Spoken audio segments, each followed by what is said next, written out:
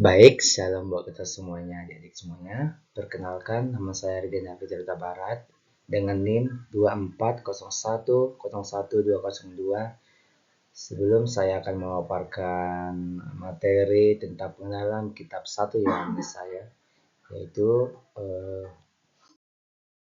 surat 1 Yohanes, penerima surat ini. Di dalam surat ini terdapat bahan apapun yang bisa dipakai sebagai pegangan untuk menjawab.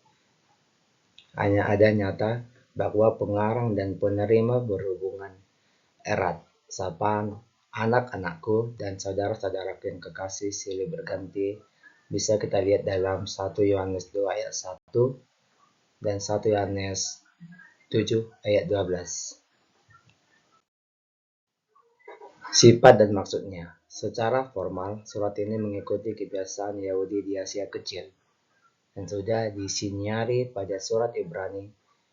Salam tak ada, baik pada permulaan ataupun pada akhir surat. Langsung pokoknya diuraikan. Pokok manakah yang memikat perhatian? Nah, secara negatif menentang guru-guru sesat. Lagi-lagi guru sesat seperti kayu dimakan bubuk, demikianlah daripada pertama gereja dilemahkan dari dalam oleh kesesatan itu. Ketika Yohanes menulis, agaknya sudah terjadi perpecahan gereja karena mereka mencemarkan tubuh mereka. Celakalah mereka, awan yang tak berair, yang mati sama sekali, membuihkan keaiban sendiri, terus-menerus penolakan. Sebaliknya, yang membangun sedikit sekali. Dalam surat-surat Yohanes, nasihat-nasihat positif kian kuat tampil ke depan, sehingga kalau dibaca sepintas, penyesat itu sama sekali tak kelihatan penting. Nah, memang ada tetapi tersembunyi. Untunglah masih terdapat catatan tentang ajaran mereka. Separuhnya dari karangan mereka sendiri, separuhnya dari dalam karangan bapak-bapak gereja.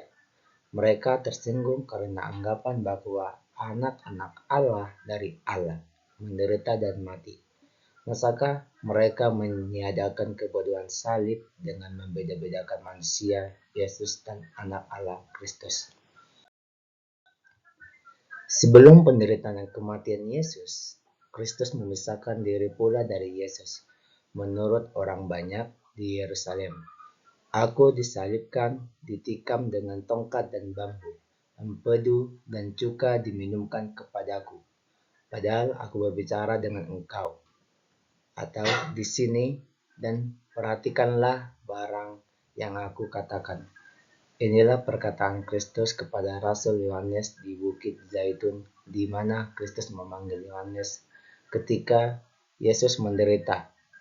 Aliran ini dari Gnostik mengajarkan bahwa tubuh Kristus yang disebut Yesus itu sebenarnya khayalan saja, bukan kenyataan konkret.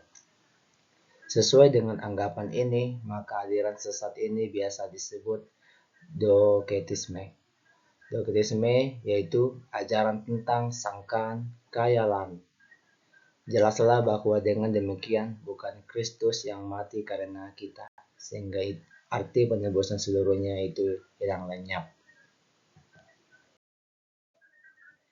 Pernah, menurut tradisi, Yohanes memutuskan perdebatannya dengan Korintus kepada aliran Doketisme di Efesus dengan melarikan diri dari pemandian umum, di mana mereka sama-sama enak mandi. Tapi ia takut dan gentar kalau Tuhan Allah dalam murkanya akan merobohkan gedung di atas kepala mereka. Karena segala hujat Korintus itu, ditambahkan lagi bahwa mulai saat itu Yohanes tidak mau mandi bersama-sama dengan Korintus, maka humor ini menyatakan juga bahwa betapa pentingnya ajaran Doketisme itu. Kurang pasti apakah berhubungan dengan penyangkalan terhadap Yesus sebagai anak Allah itu. Ajaran etika mereka berkelainan. Kemudian ada beberapa aliran yang menyimpang. Jalan pikiran aliran itu agaknya adalah sebagai berikut.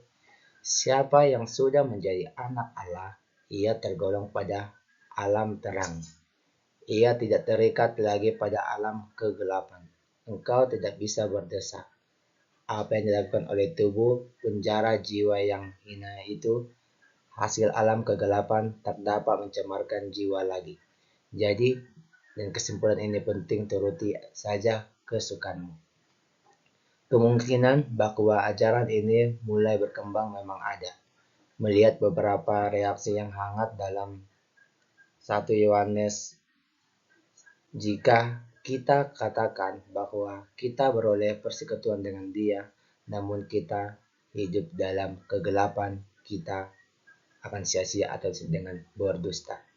Nah, tetapi patutlah kita perhatikan bahwa menurut pengarang pun setiap orang yang lahir dari Allah tidak berbuat dosa.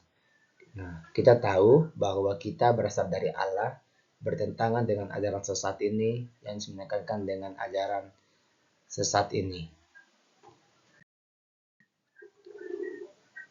Kita masuk ke pengarang. Seperti yang telah nyata dari bagian tadi, surat ini tidak mempunyai awal dan akhir. Karena itu, pengirimannya tidak nyata. Itulah sebabnya tinggal satu usaha di samping mendengarkan tradisi gereja, yakni memeriksa ciri-ciri khusus. Misalnya, isi gaya bahasa, perbendaharaan kata, dan lain sebagainya. Barang siapa menyediakan waktu untuk membaca sebagian besar Injil Yohanes, lantas menyambungkannya dengan membaca surat ini. Ia akan segera bersambung melalui kata, pada mulanya adalah firman.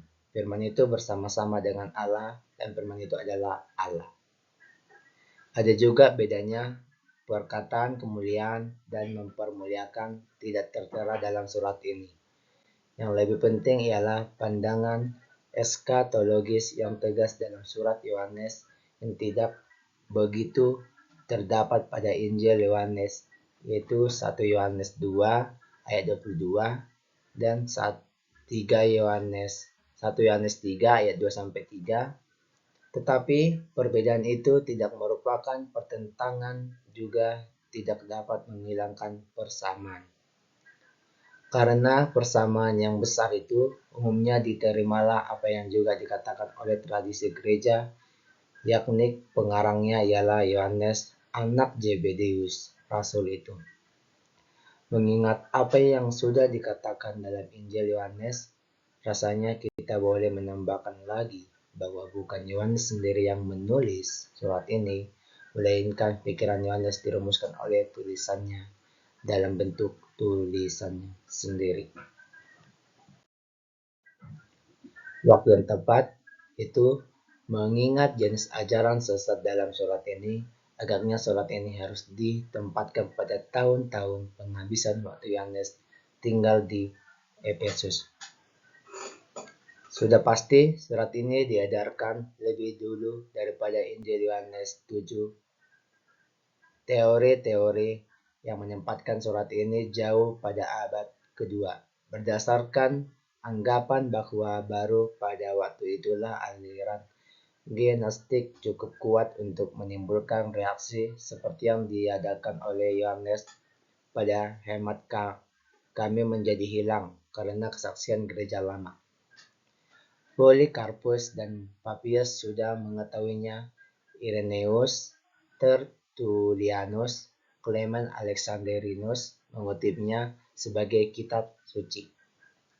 Mengingat sikap umum karangan ini, yakni yang tidak segan-segan menyebut kecurigaan jika ada, maka menurut hemat kami kesaksian yang spontan dan kuat itu merupakan jaminan cukup untuk mempertahankan anggapan sebagaimana tertera di atas.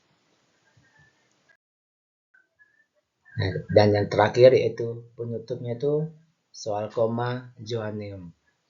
Soal koma Johanneum yang ditambah pada 1 Yohanes 5 ayat 7 sudah disebutkan menurut salinan tertua. Jalan kalimat adalah sebab ada 3 yang memberi kesaksian, yaitu roh dan air dan darah. Rupa-rupanya tambahan itu mula-mula terbubuh sebagai keterangan di pinggiran halaman. Si penyalinan kemudian memasukkannya ke dalam teks karena berpikir bahwa ini adalah perbaikan dari penyalinan lama. Sampai kini, hal serupa itu masih terjadi. Yang tertera pada 1 Yohanes 5 ayat 16-17 merupakan alasan bagi Gereja Katolik Roma untuk membentangkan ajaran tentang ketujuh dosa utama. Sekian dari materi atau pemaparan yang bisa saya dapatkan dalam Injil 1 Yohanes. Saya ucapkan terima kasih. Shalom.